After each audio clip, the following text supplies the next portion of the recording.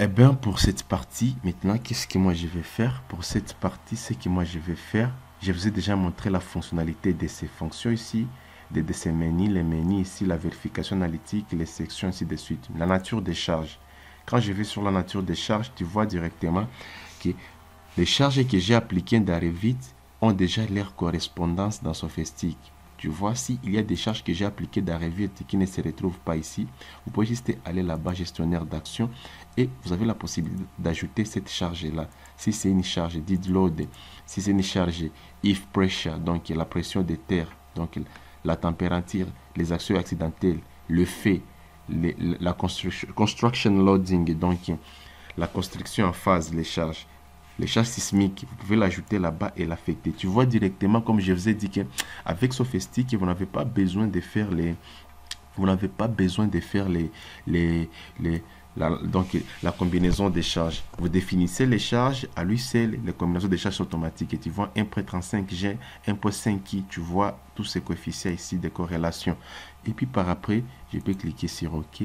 Après ça, nous avons la nature des charges. J'ai déjà expliqué ces menus ici. Maintenant, la visualisation. Pour ce qui est de la visualisation, les données n'existent pas. Voilà. Je m'explique. Donc, pour avoir la visualisation, il faut faire une analyse des structures des données.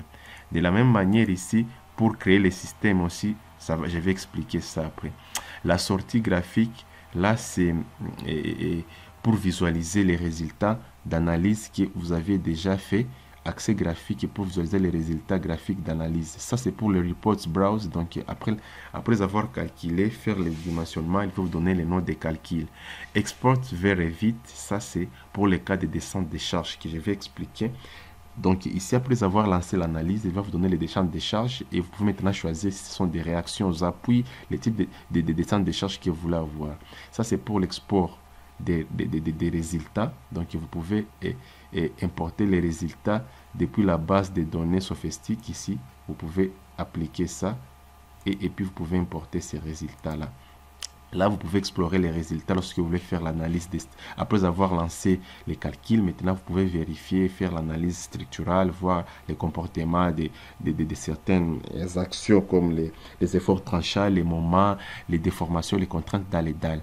Là, c'est une partie destinée directement au dimensionnement que je vais vous montrer. Quand on va faire les dimensionnements par groupe des différents éléments. Les poteaux qui ont les mêmes géométries, on les dimensionne en groupe. Et les poutres et les dalles. Je reconfirme. Sofistic Analysis, lui, il ne fait pas les dimensionnements des voiles, il ne fait pas les dimensionnements des fondations.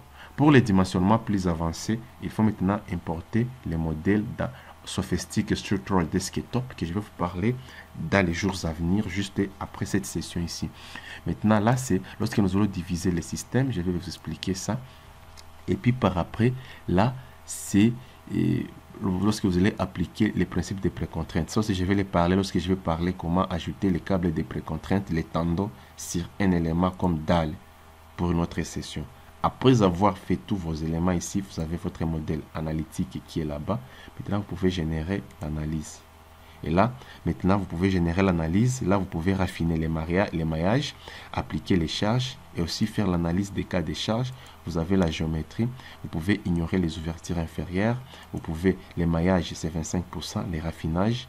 Et puis, par après, vous pouvez tenir compte, par exemple, tenir compte linéaire des cas des charges. Par exemple, analyser les combinaisons des charges qui va générer automatiquement.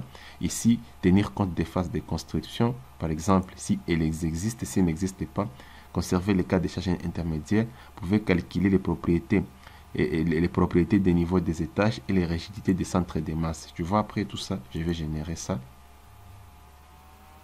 Oui. Et là, il va générer les maillages. Là-bas, par exemple, lorsque je clique ici, c'est après l'analyse, il va me donner les premiers résultats d'analyse de mes calculs. Tu vois là, il fait l'analyse des cas de charge. L'avantage de ces logiciels est que, au lieu encore une fois d'importer sur les modèles d'un robot, vous pouvez commencer un projet ici et le finir directement dans Revit. Tu vois là-bas, les systèmes générés avec succès. Tu vois, lorsque je clique là-bas, directement, ça me donne les résultats qui sont là-bas. Lorsque ça me génère les résultats, voilà, ça me donne le coefficient de sécurité pour les bétons 1.5, pour l'acier 1.15 et voilà nous pouvons interpréter tous ces résultats qui sont là-bas. Pour ce qui est des caractéristiques des matériaux, par rapport de définir des niveaux, les matériaux, vous voyez, il vous donne tout ça. Les lois des comportements, on les laisse. Les comportements, à les lit. Voilà la courbe des contraintes et des formations pour le béton. Sigma M, contraintes ultimes, tout ça, tout ça. Et voilà, vous avez les premiers résultats ici qui sont là-bas par rapport aux caractéristiques des matériaux. Tous ces résultats ici pour les aciers. Tu vois directement, même pour les matériaux, déjà, il donne certaines précisions pour comment va se comporter les ferraillages pour les sections de nos poutres. Tu vois, valeur globale d'armature, tu vois directement, il donne des résultats. Voilà, les valeurs globales d'armature.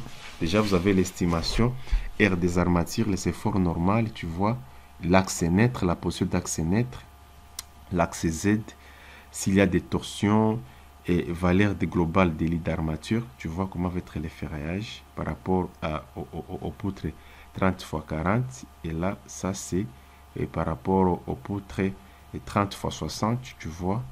Et voilà les valeurs globales des lits d'armature. Déjà, il commence à préciser, il vous donne des sections minimales d'armature que vous pouvez choisir dans les tableaux, voir que ça va être les barres de combien. Déjà, vous avez une précision. Et là, c'est comment ça s'est fait la combinaison des charges et récapitulatif des éléments.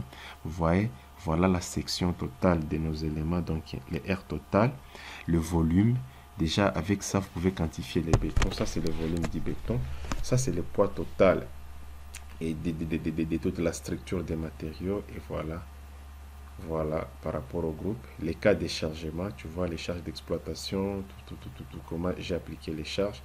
Et voilà tous ces éléments ici. Si ces éléments vous plaisent, si vous avez aimé ça, et vous voulez mettre ça dans votre calcul, tout ça, vous pouvez juste aller là-bas et exporter ça sous format docs. Tu vois? Et là, ça va être dans Word ou dans PDF ou sous format texte. Après, et je ferme ici, j'ai des résultats qui sont actuels. Comme j'ai déjà des résultats qui sont actuels, là maintenant je peux faire tout ce que je veux. Par exemple, je peux exporter mes descentes de charge. Voilà mes descentes de charge. Tu vois, moi je vais importer le poutre, le poteau. Par exemple, pour le voile, tu peux exporter les efforts tranchants, les éléments de dimensionnement, les dalles, les poteaux, tous les cas de charge dans la base de données sophistique ou tous les cas de charge de Revit. Moi, je mets seulement pour les cas de Revit. Et là, directement, le logiciel va te générer directement toutes les descentes de charges. Et ce qui est très important et utile, tellement intéressant, c'est ça. Et ça fait énormément plaisir par rapport à d'autres, par exemple, logiciels. Ce qui ne se faisait pas, tu vois, il nous donne les nombres des colonnes, les nombres des poutres, le nombre des colonnes, le nombre des murs et le nombre d'appuis, les types d'appui. Et là, ça c'est le premier sheet pour les poutres. Il vous donne tout, il vous énumère toutes les poutres qui, selon les niveaux et par rapport aux nœuds. Là, c'est les nœuds. Et les forces maintenant pour les poutres, voilà un peu la descente des charges des différentes forces qui ont été appliquées sur les poutres. Tu vois?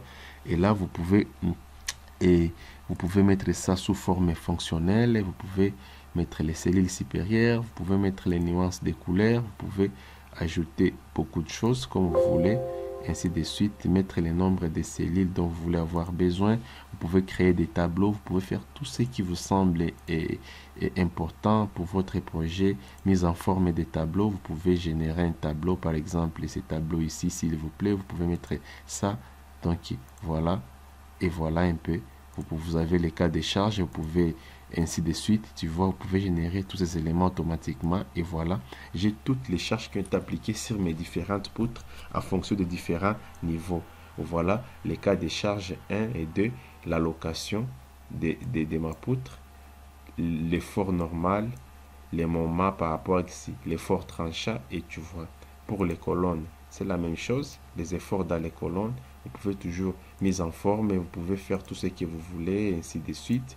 All depend, c'est vous, tout dépend de vous.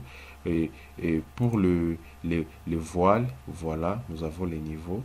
Et voilà, ici, ça nous donne toutes les charges de réaction sur nos voiles que vous pouvez aussi ajouter.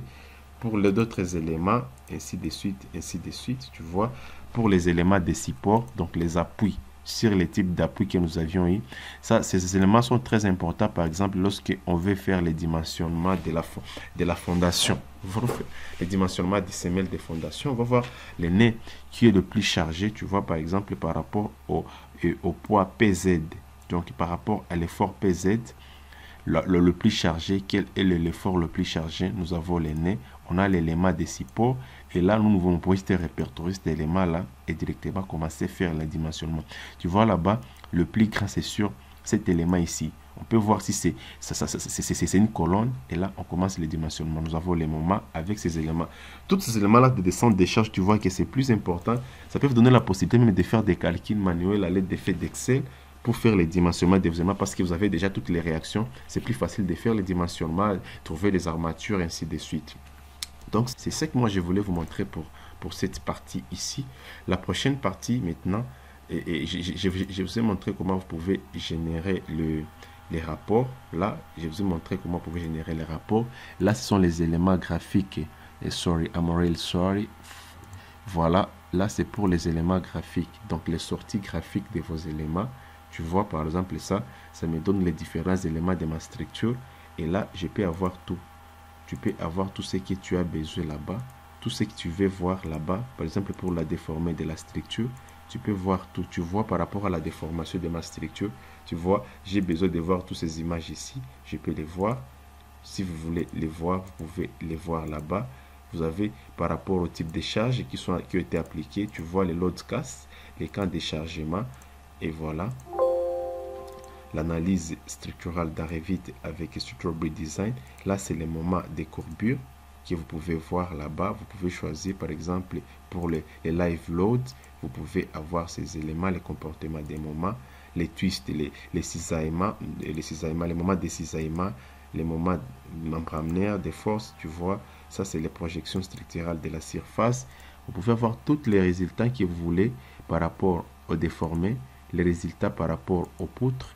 Vous pouvez aller juste là-bas. Vous pouvez avoir les effets de ces forces ici. Tu vois les forces. Tu vois tous ces résultats ici. Vous voyez l'analyse RDM. Tu vois les logiciels te donnent ça. Les torsions. Et voilà un peu ce qui est très intéressant pour moi. Voilà. Ça, vous pouvez aller là-bas et vous donne des valeurs exactes. Ou vous pouvez juste avoir les normales. Les moments axiales, vous pouvez avoir tout, les déplacements des nez, les déplacements, tu vois, tout ça.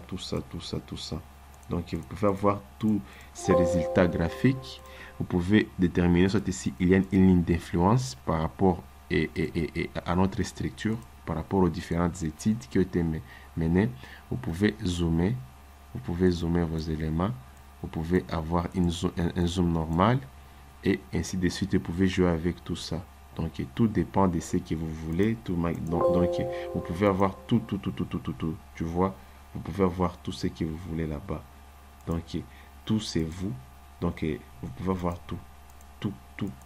Les résultats des calculs, des moments, des efforts tranchants, des déformations, tout. Les sorties graphiques qui est là-bas. Donc, vous pouvez avoir tout.